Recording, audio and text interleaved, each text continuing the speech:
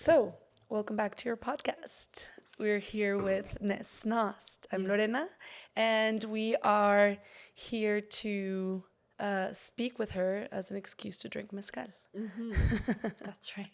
How are you doing? Very good. Excited to be here. We're happy to have you here. Mm-hmm. So I'm gonna serve you before I forget. Okay, Last episode I forgot to serve this First, I see. Yeah. That's the order. Yes, that's the order. It should be at least. I mean, yeah, we do want to drink mezcal. Have you had mezcal? I have. You have? I worked in a lot of bars and restaurants. Oh, okay. Yes.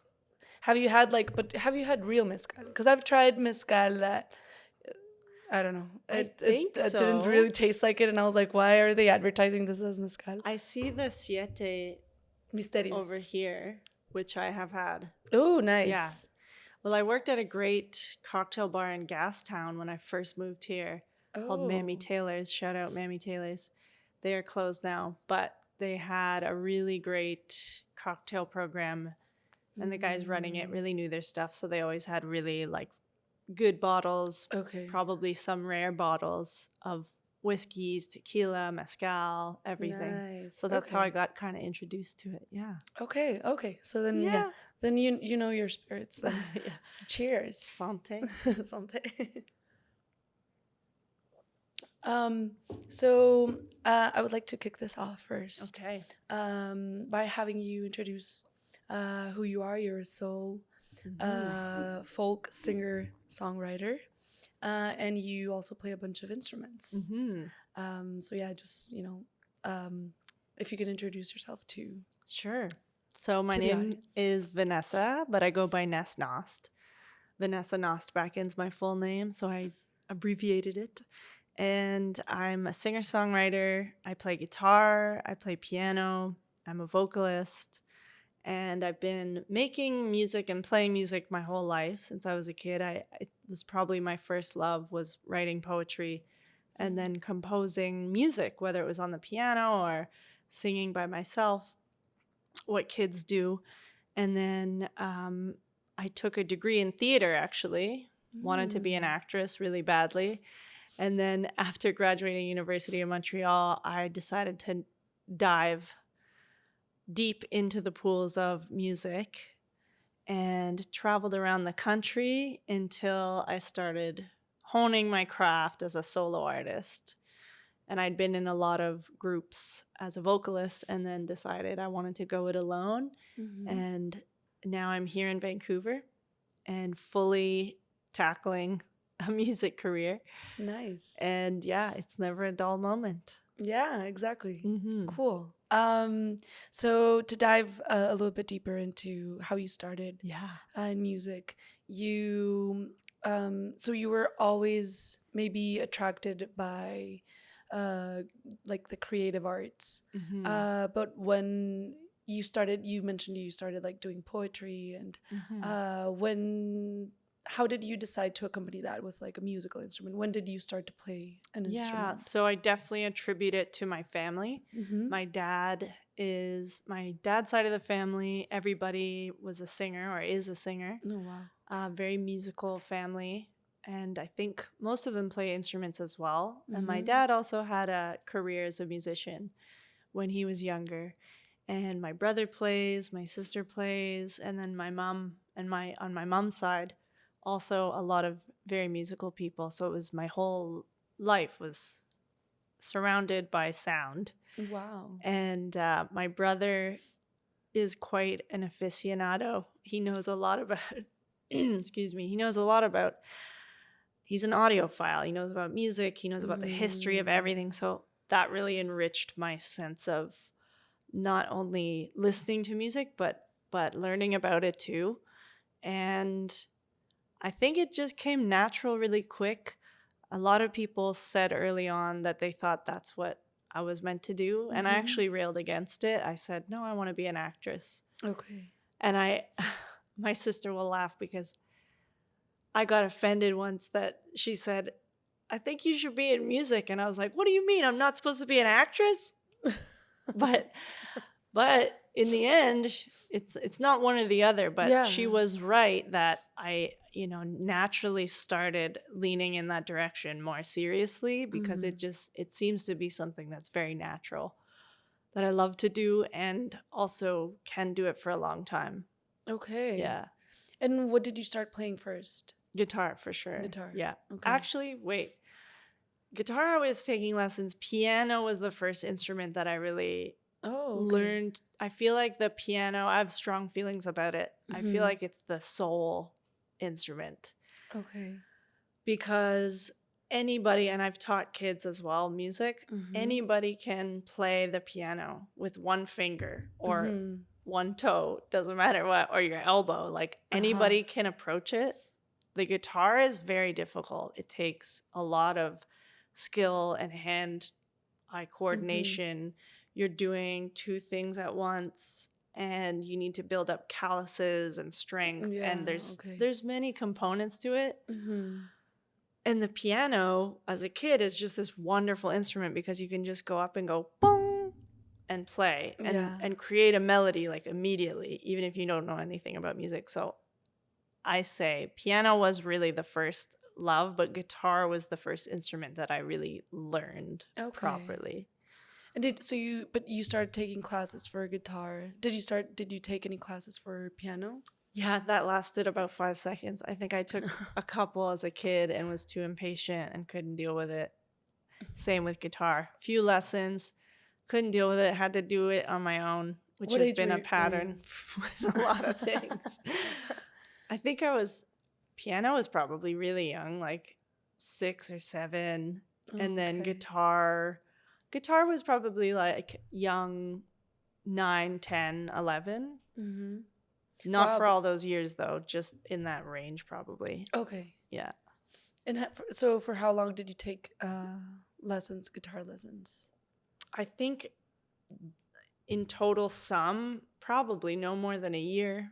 Okay. Like once I pick something up, I go, all right, I got it. Okay. Yeah.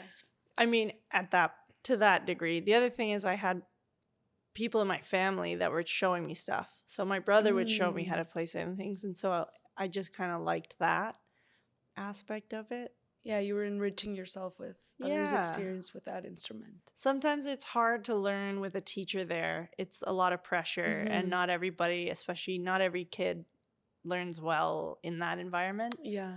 So I think like getting the basics and then learning part of that stuff at home was a nice fit. Okay, cool. Yeah. And then, so you were always surrounded by music, very big musical family. Has any of your you mentioned your dad was also a musician. Has he stopped or is he still making music? He still writes. He's not doing that as his profession, but he's an amazing songwriter, and we got to get his music out there.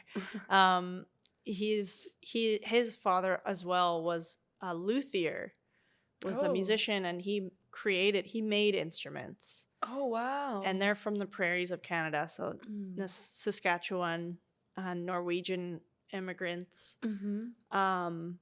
And so my granddad, who I never met, my dad's parents I never met, he made instruments and he was a poet. And so then my dad, it runs in the family. Wow, yeah, totally. Yeah. Wow, pretty cool. And have you been ever interested into making your own guitar maybe? What is your your instrument that you go to now when you start doing your own music? Yeah, composing. It's usually guitar, but that's only because I didn't have a proper piano in my current place. Okay. And I just got one, and it's going to change my whole world because I love composing with the piano because, again, it's so melodic. It's so easy to just come up with an idea very quickly, and I'm really excited. I think the next album I make is going to be very key heavy. Okay. And so have you been by any chance interested into making your own guitar or your own set of keys or customizing your your own instruments? I love making stuff, but I've never thought of doing that actually. Yeah. I'll let the experts do that. Yeah. Because I've got enough complicated things on my plate. And so you started playing a little bit of guitar, you started playing some piano, and then when did you discover, or was this maybe before, that you could sing? Singing, I think, also came sort of immediately. You know, kids sing all the time. Yeah. It's very natural, but I guess discovered that it was really something I could do more than just for fun. It's a good question. I mean, all my years in theater kind of built that up as well. Like, you know, you sing when you sing a lot when you're learning theater. It's not necessarily musical theater, but just there's a lot of activities that involve your voice. And yeah, I don't know. I think it was just a lot of creating my own songs being young, and just so many singers in my family. I guess it just kind of was there. Okay. And then eventually I was like, okay, this could, you know, I could get really good at this. Yeah. And when did you decide then that you didn't really want to do theater? Or maybe not as in like ever. I mean, it's probably still there somewhere. Yeah. Sorry. But my voice is so bad. But yeah, when were you like, okay, like I really don't want to keep doing theater because I really prefer doing music for longer periods of time and enjoy it? So I graduated at Concordia in Montreal, and then I took 2 years of just living in Montreal and working there and being an adult outside of school. And I did one play. I think this industry isn't for me right now. Wow. But it honestly felt like it was kind of a big blow for me. I felt like I failed myself a bit because I dreamed of that for so long. And then all of a sudden I was like, I don't know, something about the acting world and the industry can be very difficult to succeed in. It's really hard to succeed in, and it's very competitive, and you're confronted with a lot of your own ego and other people's egos, and sometimes it's just not the fun thing that it used to be for you. And for me, I was like, you know what, I need to do something that makes me really feel like me and feel really good. And so at that point, I also was tired of living in the East Coast on the Eastern Canadian winters. Yeah. I was like going crazy. Really long, cold winters. I was going crazy. And I grew up in the East, but I was like, I need something to change. And there was an opportunity to move or visit BC. And even though it's still cold in BC in parts, but I came out west and I just completely fell in love with the mountains. And I was like, this is exactly what I need right now. And music had been what I was working on solo in Montreal. And so then I just took that and brought it out west and then kept developing. And when was this, when does this realization come? Sorry. Like how long was this? So this would have been 2015 or 16 that I actually... You were like, no theater. That I... Not yet, not made yet. the decision and then came out here. Okay. And now, okay, so... Yeah, so... Here we are. Yeah, mountains really captured you. Totally. Yeah. And they're still captivating you. Like, oh, yeah. Nice. And so once you like realize like, okay, theater isn't really... I actually studied a little bit of theater when I was younger. I wanted to be an actress as well. Oh, nice. Yeah, my parents and the dream. Family. Yes. And I also had a certain... Yeah, I started studying and then I had this moment of like, I don't know if this is for me. Like, it's too heavy. It's a very heavy environment. And I didn't really feel like it was for me, but I still love it. Like I would still be in like school plays or whatever because I would still enjoy like a lot. And I don't know, like now that I'm here, it is something that I sometimes think about. Like maybe I could study a small course and then see what happens. But that sort of like thing also happened to me, like when I was like, oh, this isn't really what I. But then I studied law, so. Oh wow! Like I did it transition. Yes, it wasn't like I, did something creative as well. So you always maintain yourself in the arts. And when you moved here, so you mentioned that you were already doing your solo thing. Were you ever in a band in Montreal? Were you? Yeah. So right before moving, I had a great experience as the lead vocalist in this jazz quartet. So Montreal's got a great, rich arts culture, and which I miss dearly because it's a whole different vibe there. It's a lot more appreciated. Yeah, and it's like in your face, it's everywhere. It's got that bohemian French feeling to it. And yeah, so I joined, it was actually, I met my professor in university's husband was a musician and music conductor, and we worked on a production together, and then he asked if I would be in his group. And nice. So, and it was this really interesting group concept. I'd never been in anything like it. It was gypsy jazz, old European folk music, and just totally kind of different songs than I was used to, and people of all ages in the group. And we actually ended up going to the States, which was one of the best experiences probably of my musical life, was going to Bread and Puppet Theater in Vermont. If anybody knows it, it's a whole world. It's this off the grid arts farm barns, and it's like all these artists creating puppets and papier-mâché, and it's all about creating a message with art and protesting against people's strong beliefs, protesting against what they want to rally against, and music is a big part of it. And so we toured our group down there because there was a connection with the artists in Vermont, and that was really magical. And so I was in that group, and then when I moved out west, somebody told me, hey, you should talk to the local band in town. This was in Golden, BC. And they brought me on as a vocalist with them, and they were called Easy Ruckus. Shout out to Easy Ruckus.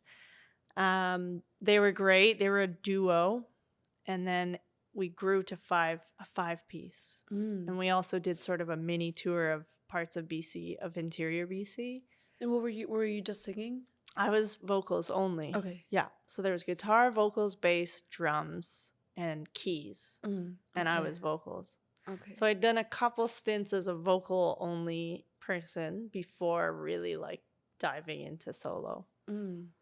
Yeah. And when did you decide that you wanted to do your own thing?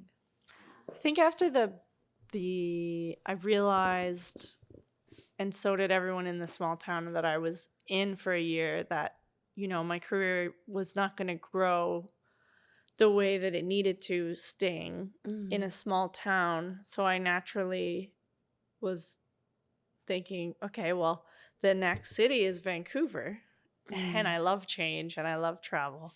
So, and I was ready to, I think, sing my songs and tell my story my own way. And I'd always been performing my music, but to actually say, no, this is going to be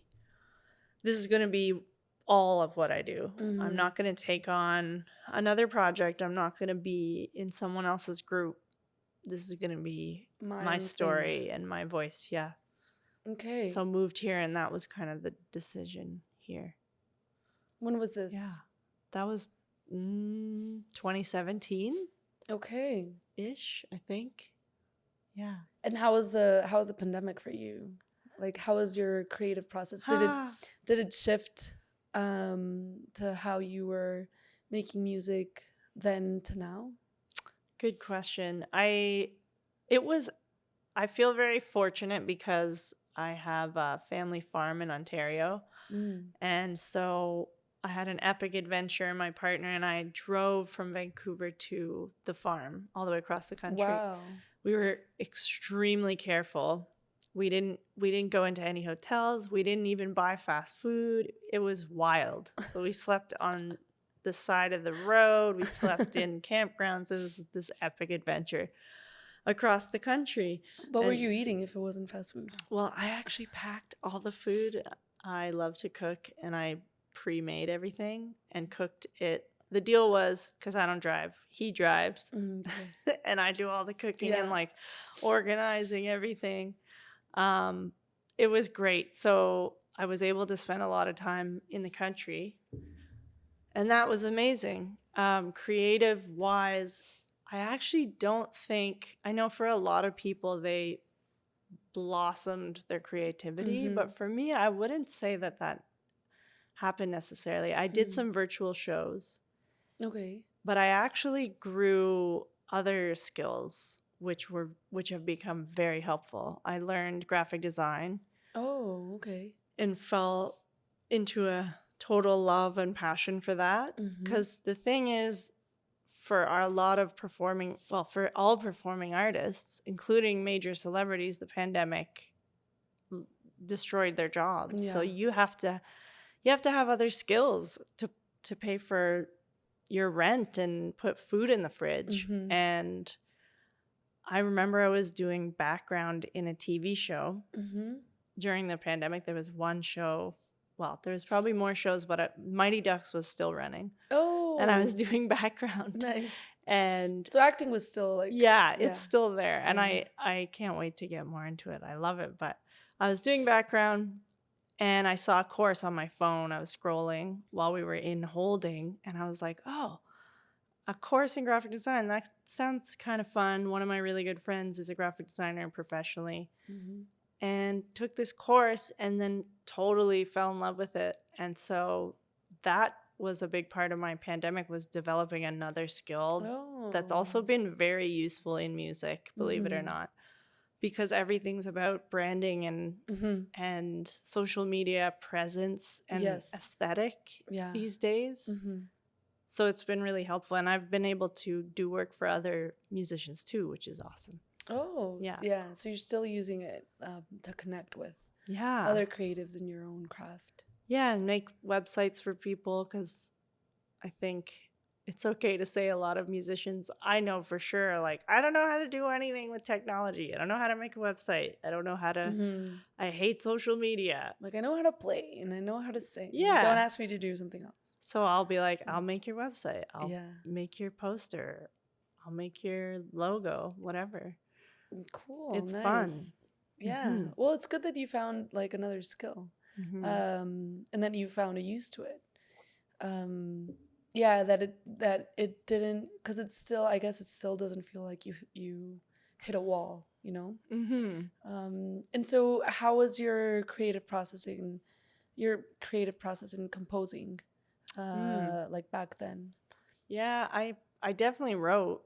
In fact, a bunch of the songs that are going to be on my EP that I'm working on now were pandemic songs, or I guess probably like 2 or 3 of the 5 tracks were written in the pandemic. So you were still doing music. So I shouldn't say like, that. Yeah. Like it's just, it wasn't some wild explosion of extra music making for me. It was more, it was, semi-steady, but I was actually looking into other stuff, which I think was good for me, because you got to take breaks sometimes too. But for sure wrote some songs that I'm really proud of from that time. How many songs is this EP gonna have? It's 5. 5. Okay. Oh, so like so 5. More than half are during the pandemic. I think so. Yeah, they're actually quite a lot. They're songs that I've wanted to get out into the world for a while. They all happen to have a common theme, which we can get into. But there's one song that's newer, and I think all the rest of them were written in the last 2 or 3 years. And what's this theme, like general underlying theme of the rest of the songs? Yeah, so the title of the EP is Working Hours, and it's kind of an ode to my life as a woman working in the service industry, working many odd jobs, gig jobs, cash jobs, restaurant jobs, to pay for your dreams. And, and it's not, I don't mean it to be necessarily autobiographical. It's the story of a woman, a young woman, going through these experiences. And I found that a lot of these songs had that theme, and even some of them very explicitly, like The Regular is one of the more recent songs that I'm really excited about. And I've played all these songs live many times. I just haven't recorded them. People seem to really resonate with The Regular because it's about the relationship between an employee and a customer, a regular at a restaurant. And I just think it's a really interesting relationship that many people in the world have experienced at their jobs. And for women, especially in my experience, and many other women that I have worked with and are friends with, sometimes there are blurred lines and it's a lot of gray area. People overstep boundaries. People assume that you doing your job is you pursuing them, or all this gray area, and it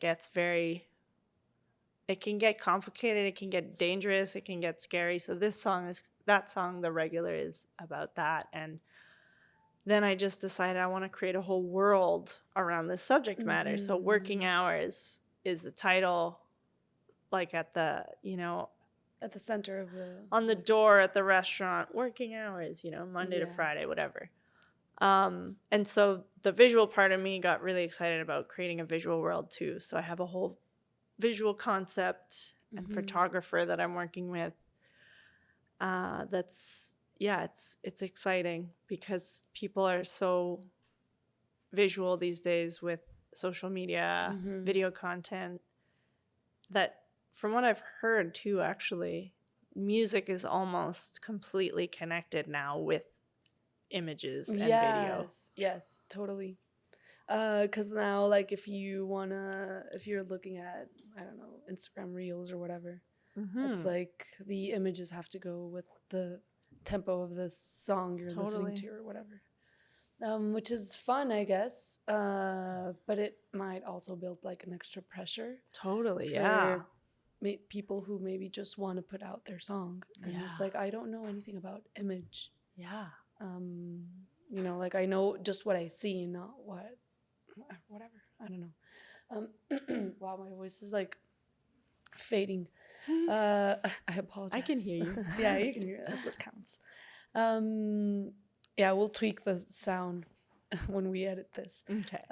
Just so people can actually understand me. So when you had this process, like creative process for this EP, how did you go about it? Was it like because you were experiencing like all of this, service industry jobs, and you had like multiple experiences that collided into a certain moment in your life, and you were like, I really need to write about this?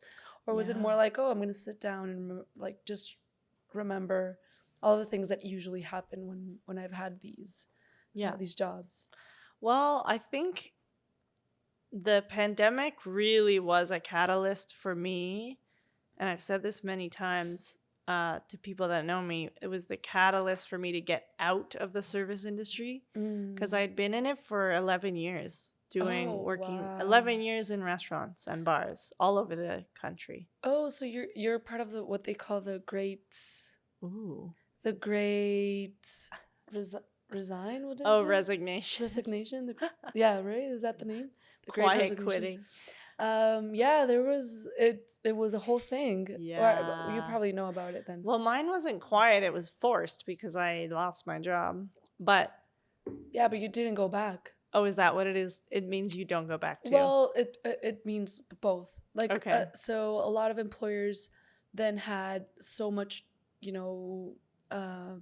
trouble trying to get back their employees. Yeah, for sure. Because a bunch of you guys were like, fuck that, which makes total sense.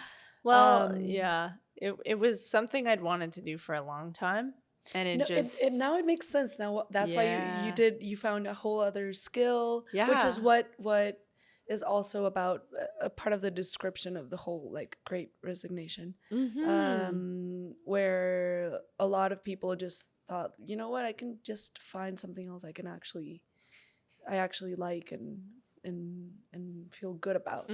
So yeah, you trained yourself into a new skill, and music was always there with you. So like, yeah, I guess, yeah, because music was always there with you, you were just more like, so this is my job, I need to find something else to be my job.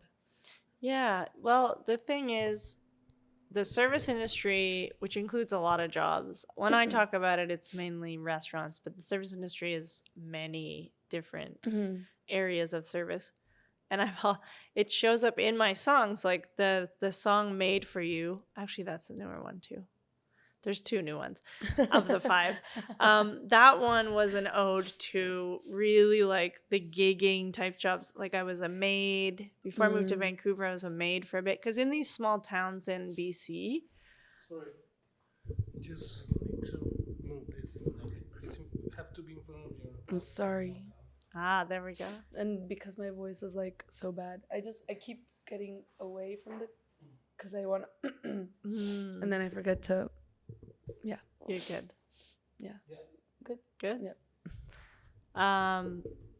Yeah, sorry. So you were... In these small towns in BC, it's not easy to just get a job that you want. You got to kind of take what's there. And if you don't have certain skills, like it's certain industries in small towns, like logging or timber, all that kind of thing. If you don't have those skills, or if you're not a carpenter, you kind of got to take what's there. And so at that point, at the end of my stay in Golden, I had been doing serving, I had been doing bartending, whatever, random gigs, and then being a maid on the ski hill and just doing all these little jobs. And, you learn a lot of life skills and you meet a lot of people doing these jobs. And I think it's honestly one of the best things anyone can do for themselves is work a lot of tough jobs, work a lot of shitty jobs, work a lot, because it's amazing.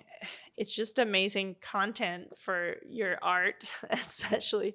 But if you don't make art, it's just you learn a lot about people.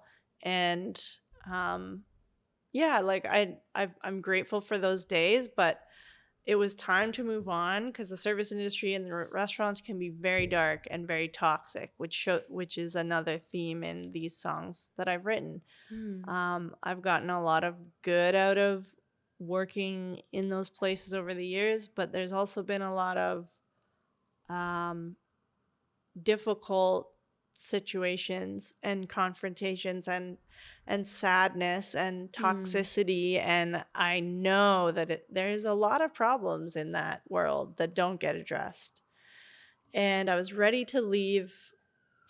So this EP, I think, partly is me kind of saying goodbye to that era of my life and to those jobs. Nice. Yeah. Okay, well that's a cool thing, I guess. I mean, yeah. Well, not I guess. That's a cool thing. When we're like, you were writing about these situations, but were they like after they had happened? Like if you had a bad experience or a good experience, because there's also, like I work in the service industry as well. Oh yay. So yeah, there's good and bad. Would you go home and sit down and start writing about it? Were you like more like, I just want to decompress? I don't know if I can use that adjective, and just start playing the piano. Well, you didn't have your piano, but like start maybe playing a little bit, and then, or like, yeah, was it like, I want to write about all of this because I really want to say goodbye to that era. Yeah, the goodbye part didn't come until I decided I'm going to put these songs together as a package and make it a theme, because I love a good theme. I love a good concept piece, and I know people love that too. And so I really wanted to tie these songs in together. They were written at different parts of my life over the last few years. But in terms of writing them, yeah, I'm super random with how I do it. Some people may be really methodical and sit down and start with lyrics, or I just write when it comes. You know, I always do the melody or the riff first on my guitar or piano, and then I add the lyrics. Oh, okay. I think with the regular, which I just spoke about and made for you, I wanted to write those songs. There's other songs that just come out, and you don't know what they're about yet. You just, words come out. And I love those songs because they're really intuitive. But sometimes there's a subject you want to write about, and it's like, I want to write the story of XYZ. I want to write the story of the relationship between people that drink at a bar and people that work at a bar, because I think it's really interesting and unlike any other relationship, really, in a workplace. I guess it might be a little bit odd. I mean, did you ever have a regular that you met outside of, your working environment? I mean, all the time. And how, like, was it? Is it? I'm not sure if I've met any regular outside. I mean, I haven't been like too long in this in the service industry. I've been 2 years almost. Okay. But I haven't really, seen someone and be like, oh, you're my regular, like, outside of. I work at Guild & Co. You do? So, yes. Oh, that's so cool. So that's a great place to work. It is. But yeah, I haven't had this like regular I've met outside, so I don't know what it would. I feel like it would be weird. Yeah, it's like, you know what it's like when you're a kid and you see your teacher at the grocery store and you're like, oh my God, what? You have a life outside of this? Yes, exactly. Because it's like, well, it's like seeing an animal maybe outside of the zoo. Totally. I think that's probably a Mean Girls reference. I think there's a dialogue that says something like that. Like, it's like watching a whatever outside of the zoo. Yeah. But yeah, I guess it might seem something like I don't know how to interact with you, if it's because the only way I've interacted with you has been being of service to you, and I don't want to be of service to you right now because I'm just like doing my own thing outside of the restaurant, bar, or whatever. So you've had these experiences outside. Yeah, and I mean, I've seen people. Some of them I've made friends with, but okay. Have you written about it?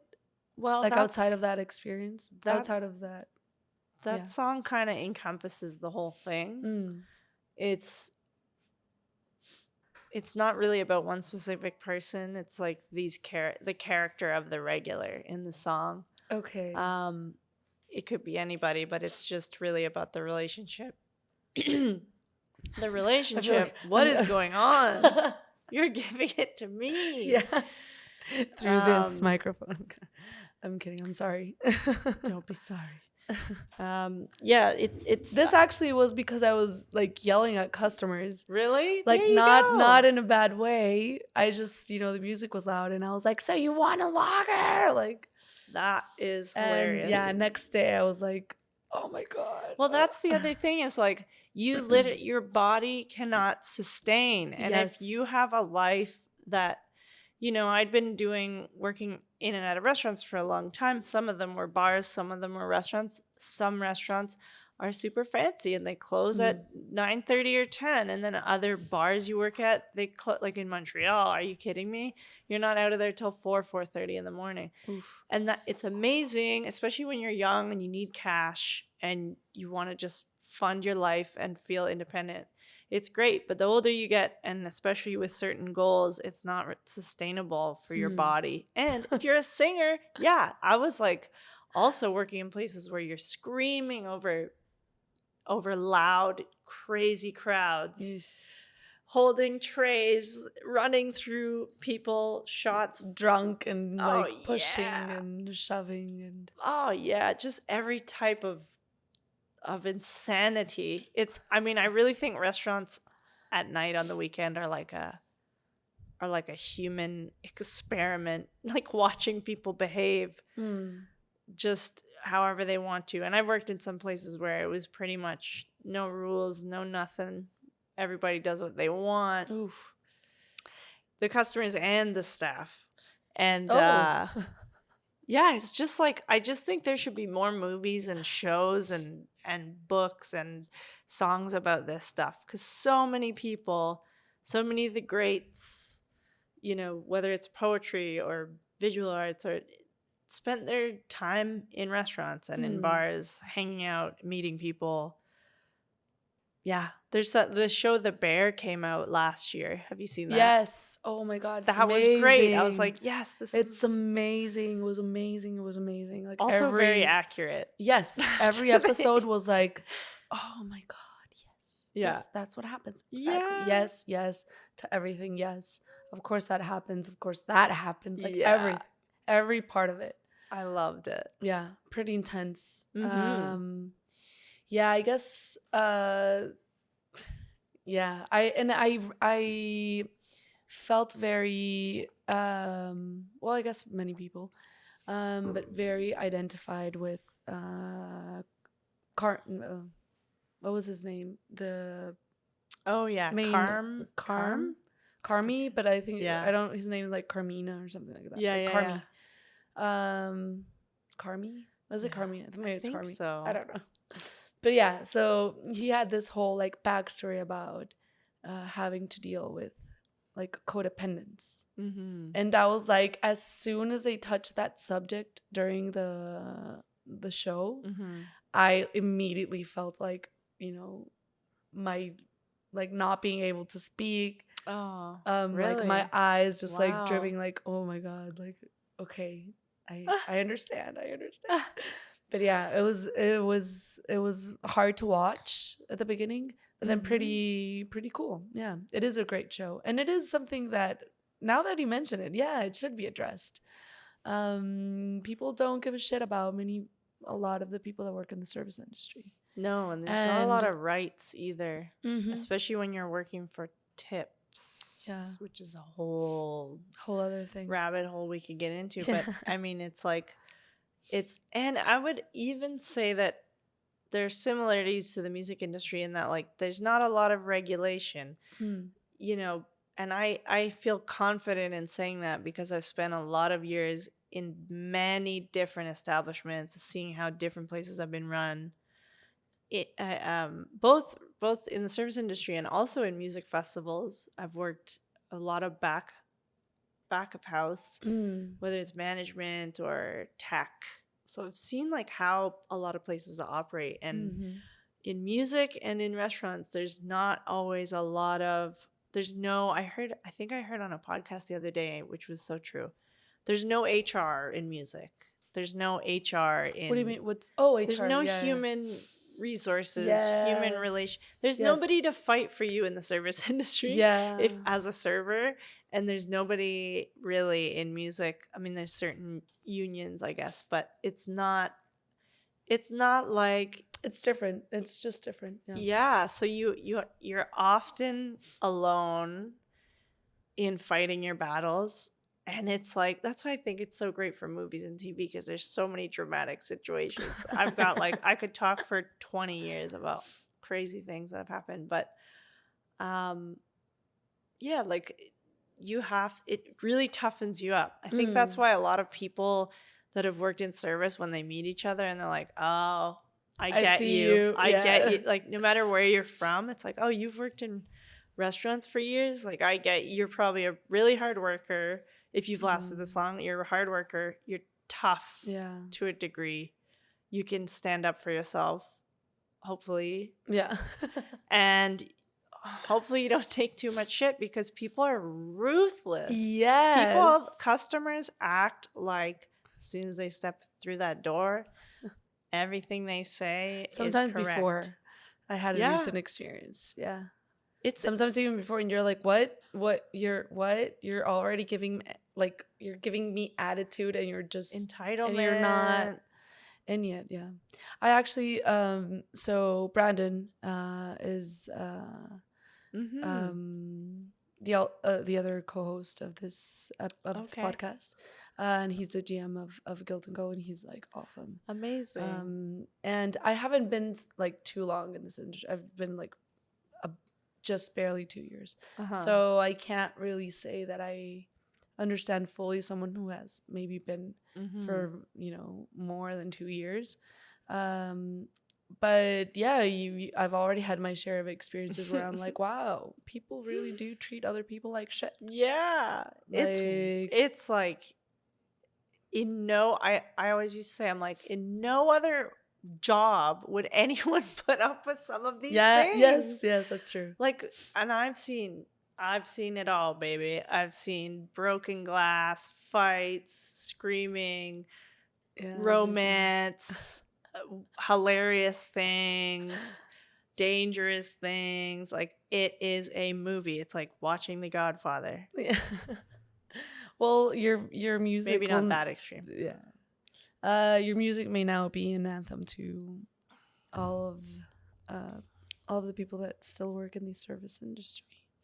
That's actually, I'm glad you said that, because that is a huge, I guess, goal of mine with this. And it's already been happening, which legit is like, that's all I could have ever wanted, is that you're gonna start riot like with servers, like start playing outside of restaurants and just start playing your song. People would be like, yeah. But I've posted, I mean, the power of the internet when it is good and not evil is that you reach people, you may reach the right people. And like, I post on, all the socials. I've grown to really love the community I've found on TikTok. It gets a lot of hate, but honestly, I've been blown away with how stuff has reached me and other people through that app, because it's not, the algorithm is totally different from Instagram and Facebook and stuff. You're exposed to things differently, and I have seen nothing but amazing people doing their thing. I mean, it's just an app. It's really the people that make it, right? And I'll post excerpts of these songs and just put a little thing saying, this song was about the relationship between us, blah, blah, blah. And when people write and say, strangers write and say, I was a server, like I was a bartender for 10 years and this really hit me, that's like the biggest compliment of my life. I love that. Oh, yeah. It means a lot to hear that. Yeah, I guess I can relate to that. Like, in general, whenever you listen to, like an excerpt of a song or just any kind of music that suddenly you've never heard before, and somehow the algorithm blesses you with that tiny bit, and you're like, oh my god, that hit home. It does feel pretty I don't know, like you unintentionally decompress like a part of you that was not precisely maybe looking to decompress, but when it hits that chord, it's like, oh, I didn't know I felt that. Yeah, I needed that. Like, I didn't know I felt this way about that. And he put, this musician put this into words or into this melody, and it's pretty cool when that happens. So yeah, I mean, TikTok can do that. And yeah, cheers to that. Yeah, totally. Yeah, cheers to TikTok doing good things. Internet. Yeah. And so these are 5 songs that you're recording, but and these are your first 5 songs that you're recording ever? No, I have a few singles out on all streaming platforms that were released. I think there's 5 out officially. I mean, I've had a SoundCloud account for many years. I actually that's that the SoundCloud account, which I don't really use, I'm not very active on now, but I had that's like a super near and dear account to me because that's where I started posting music. And there's songs that I've written that I'm still really proud of that are, they're raw. They're not, I wrote them years ago when I wasn't super heavy into production yet, but that I think are just that I love still, and they're still on that account. But I released I think five in total singles in the last 2 or 3 years. And but this is the first package. This is the first EP.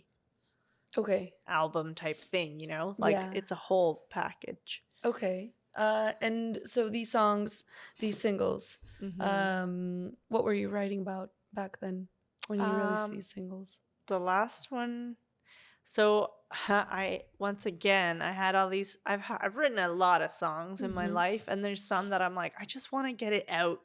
I just want to move on from it. And I felt alone in this, but then I realized a lot of artists feel this, which made me feel better, that sometimes it's like you have to release it into the world so that you can move on. It's this weird thing. Like, yes. I've been sitting on this material.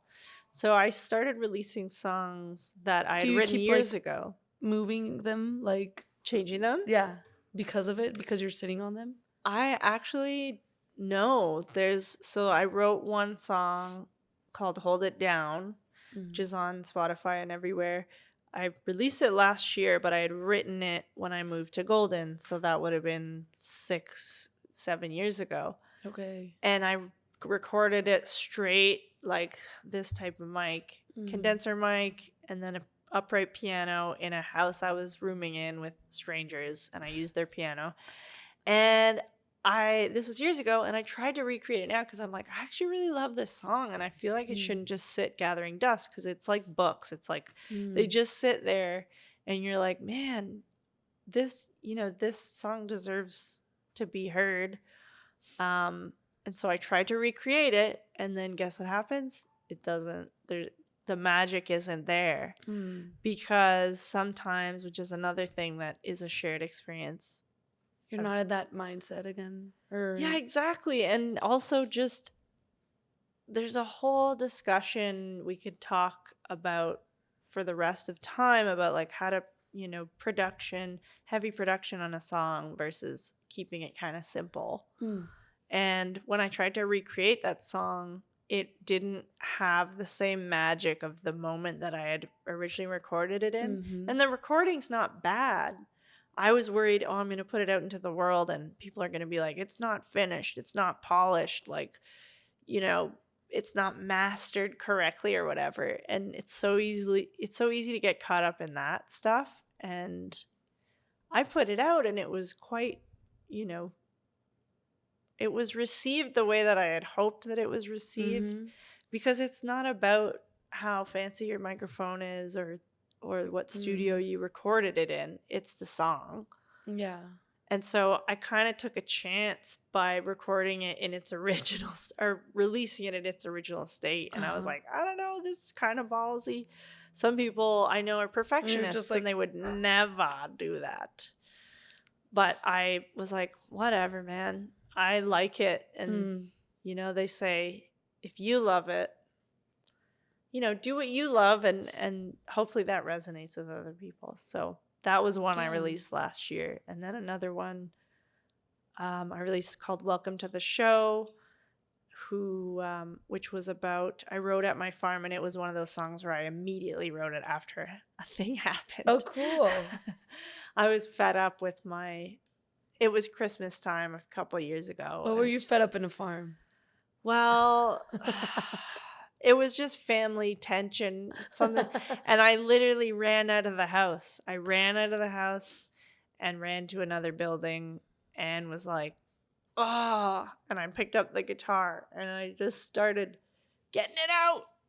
And it's called Welcome to the Show. And it's kind of about how life feels like you're on TV sometimes. Like, is this real? Is this really my life? Like the Truman Show. Yeah, exactly.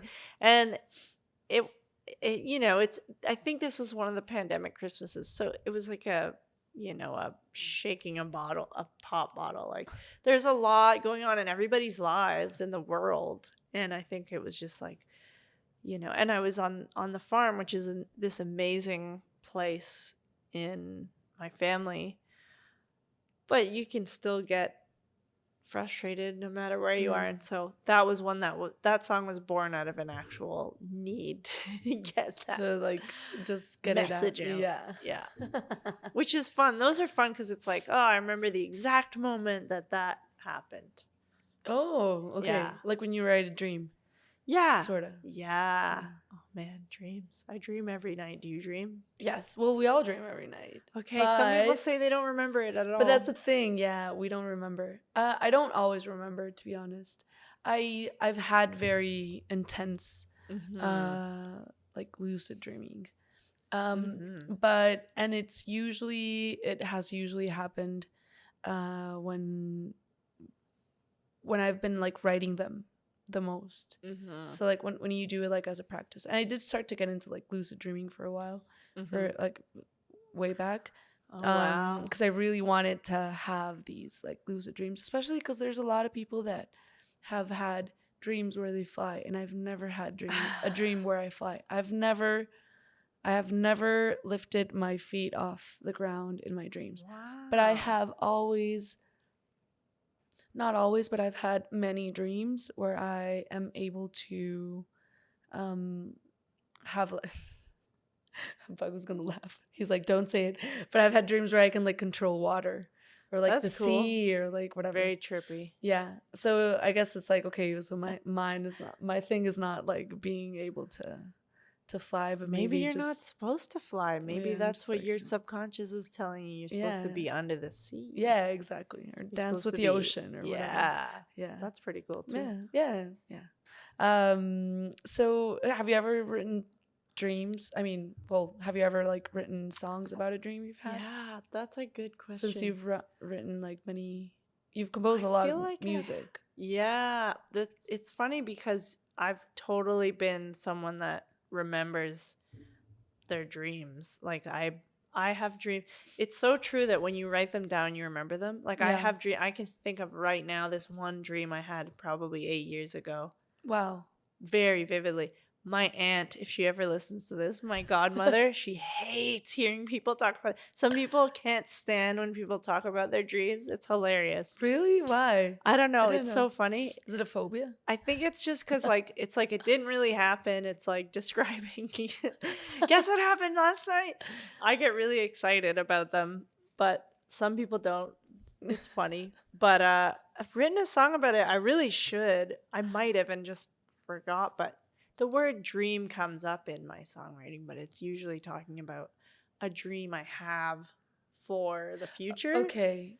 Not necessarily as a dream you already like had. A sleep dream, yeah. But it's such Maybe you should. Yeah. I think you're inspiring me. Well, because it is every night, and then I wake up, and then it's like it dissolves, right? As the morning starts, and all of a sudden, like I've had dreams I can't believe my mind created that. Yeah. Like it's wild. And there's certain directors that I admire that explore that a lot, like film directors like Charlie Kaufman, and certain people that seem to capture the weird, bizarre nature of dreams. Yes. Even Louis C.K.'s show, Louis, from years ago, it covered, and The Sopranos. I'm a huge Sopranos fan. They also cover dreams, and I find they really nail it. It's so hard to really capture that. Michel Gondry. Yeah, he also, totally. And he had like this Science of Sleep. Yes. I actually resonated. Kind of I started to like him a lot because I resonated a lot with his kind of art, not as in like this whole stop motion, but more as in his style is like having like these big huge hands, and then like, or big huge parts of your body, especially hands. I think his thing is like, what's the name of the actor that's in there's Charlotte Gainsbourg, and there's the Gael Garcia. Yeah, he's so cool. He is. I love you, Gael. Yeah, we all love Gael in Mexico. So you're like, yeah, great So, actor. yeah, he is. So he, yeah, in that movie, he does like he has this like Michel Gondry has this whole like big hands thing. And I remembered when I was very young, I had these dreams about having like just like very disproportionate part of my body just change. Like sometimes it was my hand, and then sometimes it was my leg, and then my foot, and yeah, and I have some of them written down somewhere. But yeah, that's when I would usually remember them. Maybe you should write. I mean, it doesn't mean it's gonna become a song, but maybe it might, and if it does, it could be a really cool song, because it might be some like when I saw that with Michel Gondry, I was like, oh, so maybe he's had those dreams where parts of his body are just like suddenly starting to grow, and then grow small, and then grow big and small and big and small. I was like, I had those dreams. So I don't know, I felt like, oh, maybe I'm not the only one. So maybe that could happen if you write down and compose a song about your dreams. Okay, it's on the list. Yeah. A little bit of homework. Yeah, unintentional homework. No, I like that. I love a good challenge. Sometimes it's a little aimless when you're just like you want to write from the heart, but sometimes it's fun when you're like, actually, I did that today. I use the Notes app all the time. It's my absolute number one best friend app. Okay, yeah.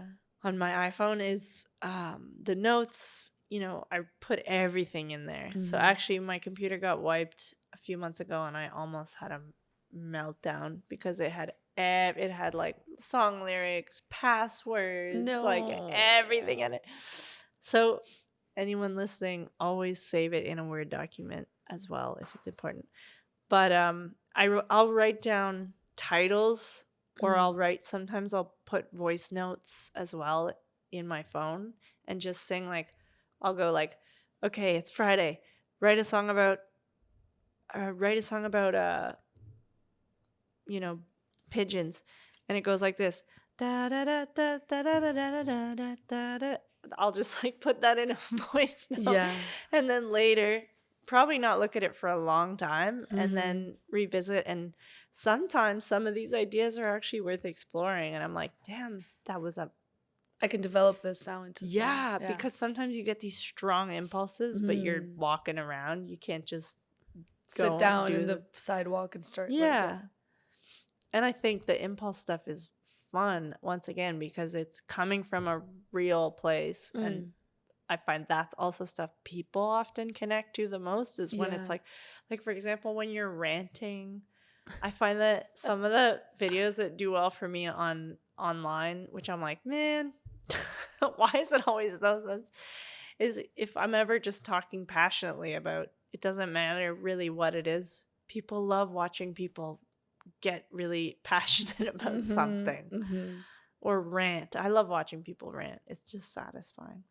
But that kind of thing. So like with songwriting, it's like if you get that impulse, oh, I really want to, oh, that girl just did that thing over there, and I want to paint a picture of it in a song or paint a picture of it. It's like, write it down.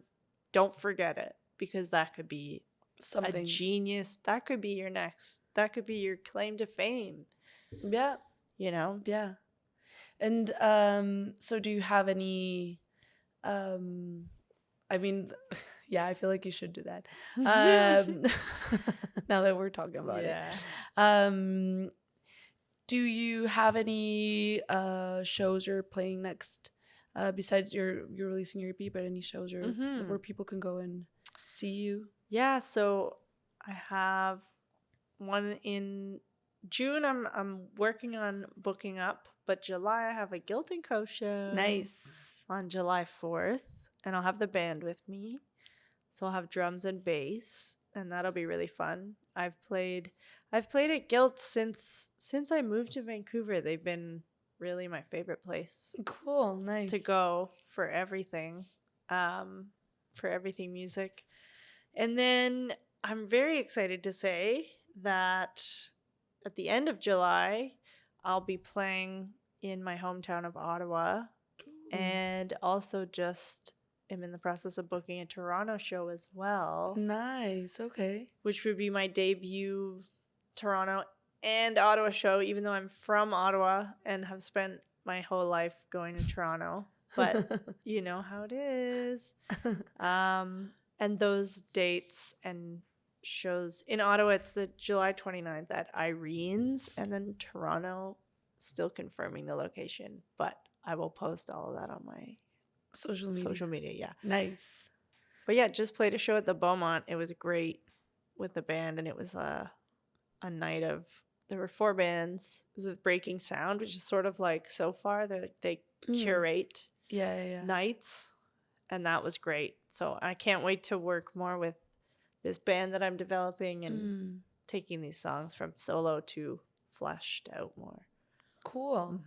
When are you releasing your 5? Nobody knows. I don't even know. To be continued. Well, so I just spent a day in the studio at Park Sound in North Vancouver last week, or was it 2 weeks ago? It was great. My plan is everything should be mixed and ready to go before probably the summer. Okay. In terms of releasing it, though, we'll see. Yeah. Okay. You know, release strategies, things get messy. Things get released over time. It won't be a big dump of all the songs. That's okay. It'll be, I'll release a single, and then I'm very excited for the content around it, the visual content around it too. So releasing images and videos that will get people excited about the songs. And I love talking. I love doing things like this because I think there's just a lot beyond just the music for this for me that I think it's just fun to talk about. Nice. So do you want to drop your social media? Yeah. So people can, learn more about when you will be releasing these singles. So I'm Ness Nöst everywhere, as in NESS space NOST on Instagram. I'm at Ness Nöst on TikTok. I'm also Ness Nöst. I have a website, www.nessnostmusic.com. And then I'm on pretty much every streaming platform, Bandcamp as well, SoundCloud as well, and YouTube. I'm not super active on YouTube, but hopefully that'll change. I still post things. But my main, the places you'll see the most information from me are TikTok and Instagram, and then my website. So definitely check me out there, and also say hi. I love meeting people and getting to know people. Yeah, so people who resonate with you. Yeah, and cool. I'm not a stranger. I'm your friend. Ness Nöst, everyone. Yay. Cheers. Cheers. Yeah. Thank you.